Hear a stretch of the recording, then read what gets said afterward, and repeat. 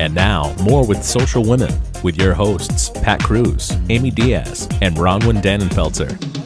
We are here with Rinda Farnham. And we're excited that you're here because you have a million stories to talk about. Yes, I do. We're going to talk about a couple of them. Okay.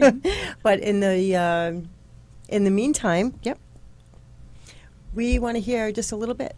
So yeah, we were talking before the show, and Rinda and I were having some great chats here about you own this incredible company called Jerry Care that you started yourself years ago. It's highly successful. It's based out of Connecticut, as well as you've got an office in Florida. But I'd love to tell people, here we have a huge success story of a really powerful woman, and I want you to tell people, because I find you very inspiring, how you started. How did you start this business, Jerry Care, years ago? Well, actually, I was raising 2 children by myself and needed finances to do this. And so after a lot of thought, I decided that, and somebody came to me and was asking me if I had anybody to take care of their elderly parent. And I was filling these jobs for friends and family and by people that I knew. And then another friend came and said, people get paid to do what you're doing, and that's how Jerry Care came about. And I just went into business, and in 1 year's time, I went from myself to 2 other people in the office, and now we have 5 in New Canaan, Connecticut, and we have 2 in Delray Beach, Florida. I think, the thing that I found fascinating, and I know that, Pat, you've spent time with Rinda before, and you too, Amy, and heard the stories of, you just put it in a nutshell. But when we were originally talking in the room earlier, you were telling me how you had a couple of kids that you had to figure out how to support, and you didn't really have any help. You didn't have the education that most people, right now we got people coming out of college wondering how they're going to start businesses and stuff like that, but you didn't have that. But you had a really good attitude, like a phenomenal attitude. Yes. I didn't have any formal education after high school, and I had been raising children and really wasn't working anywhere. And then when I was alone with these 2 children, I had to find a way to get them through their young life and then eventually through college. And I did that by working 3 different jobs. And I had a choice. I had a choice to go on welfare or to find a way to take care of my family. And that's what I decided to do. I would say that. And then I did go back to college, and I did finish my degree. It took me 5 years, but I did finish it. And I would say to any woman or even a man, bringing up children on their own and struggling financially to get through this very tough times now, you can do it. Don't look back and don't say, poor me. Move forward, and it's not impossible. I mean, I thought it was impossible in the beginning, but I was determined that I was going to do it. So push yourself forward and don't look back. See, Pat, she reminds me of you so much. She really does, because of how inspirational, and that's what she was saying. It's all in the attitude and how you look at things. And when life throws you these challenges, do you sit there and you complain and go sit with your friends and complain about how my husband left me and my life stinks and I don't, have everything that I wish I had? Or do you find a way to solve the problems? And I see you ladies do it all the time on Facebook. You put up these really positive messages that feed other women, and make you feel like you can move ahead and you can do things. And that's the exact same message that you bring to the table, Rinda, is that, the minute you think that life's given you all these lemons, boy, you find a solution. You find a way to turn that around and turn it into a business and move it forward. That's not always easy. And it's not always easy. And it does take a lot of your insides to push forward and say, I'm not going to stay in this place. I'm going to keep going. Yeah, it does take a lot. And especially in that situation, your self-esteem, you've lost it, you're got these 2 children and they're going to school and they're coming home and saying, I want $150 sneakers, and you're saying, where am I going to get this from? But don't ever say never, because you can do it. and I surely am proof of that you can do it.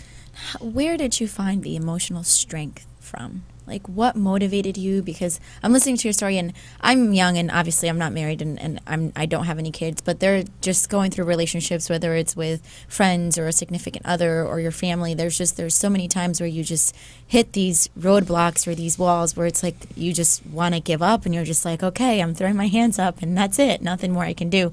And there's just, like, your emotional state is just totally crushed. Was there something in your life that you found, okay, this is where I need to say, okay, enough is enough. I'm doing it because of me?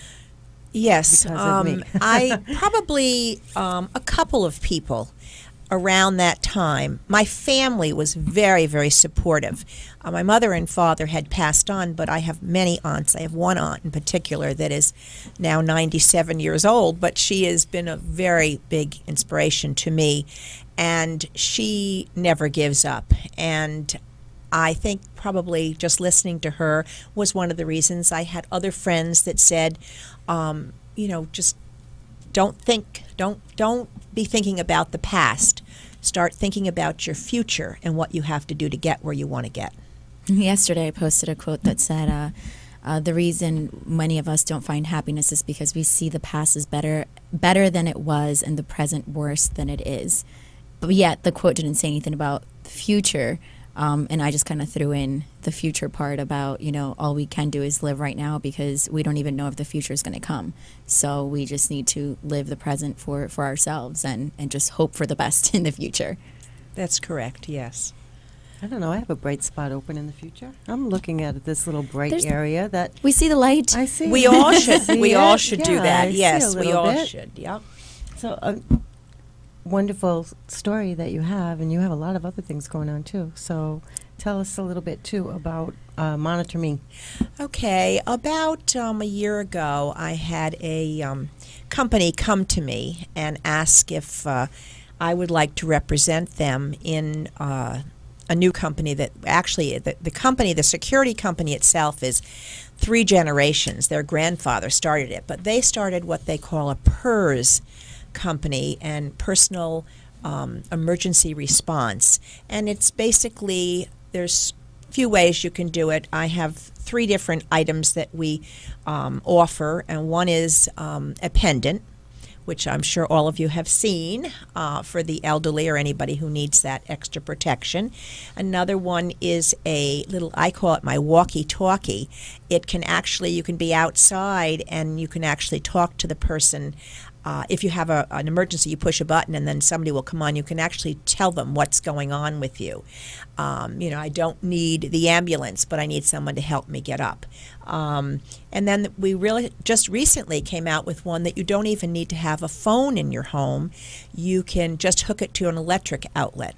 So, and I firmly believe that not only the older people, but anybody who has a possibility of falling or just living alone. I've thought of it for myself a few times because I live alone, and if I ever fell or and couldn't get to a phone, although my cell phone is always with me, but I think that's it's a great thing. We were talking So about. we're just talking about in life at this little break here. We're talking about in life we have 2 choices.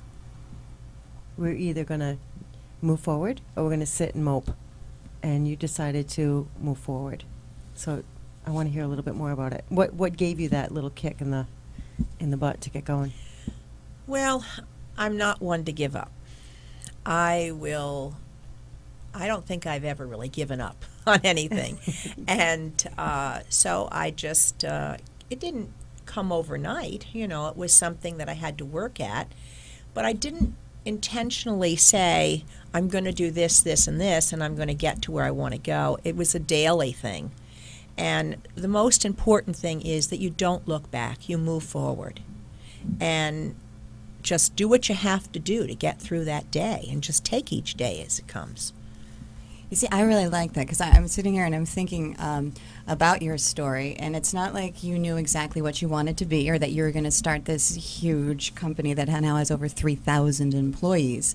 It was something that was like necessity was the mother of invention. Again, here you were with 3 jobs, and as a woman, you found yourself helping out an elderly woman, and suddenly your friends are asking you if you could help. And from that little niche and that little something that you were doing just along the way, day by day, to get by, and while going back to school and everything, here sprouts this incredible business that within a year you already have to hire 2 people to keep up with that. So I think it's a great way to look at, would you say that your advice maybe to somebody would be, if you get those little ideas that just make you a little bit different, follow them, follow that path?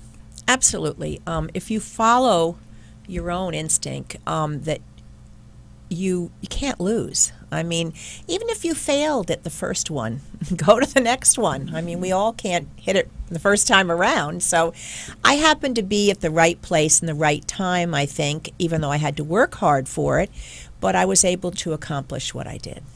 See, I love that. I love that. And I'll tell you. Do you feel, I'm so sorry for interrupting you, Pat, but do you feel, whenever I hear people say the right place at the right time, I take a step back and I think to myself, well, yeah, I was in the right place at the right time because I prepared myself to be there. So, yes, it could be luck, but at the end of the day, because you said earlier you didn't give up, you still fought to be somewhere and to do something. So maybe being at the right place at the right time is because you knew that's where you needed to be. Yeah, I did know that I have a love for it. I mean, I just love caring for the elderly and making sure they are cared properly. And I'm not going to give up on that. So in that way, I do say I was in the right place, the right time. But it also, remember, we have now all these baby boomers that are coming up, and people are needing more and more help. And so that's what I really mean when I say I was in the right place at the right time.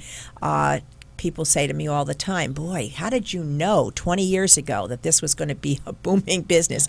I didn't know. I just did my best, and it turned out to be. Exactly. And it was also something that you loved. I loved it. I loved it. I learned at a very early age from my mother that caring for people in whatever way you can is the right thing to do. And I remember her just taking in people and giving them a place to sleep for the night in a warm house, and she just would do that just out of the kindness. So I was brought up that way, and I guess I just carried it over to my business.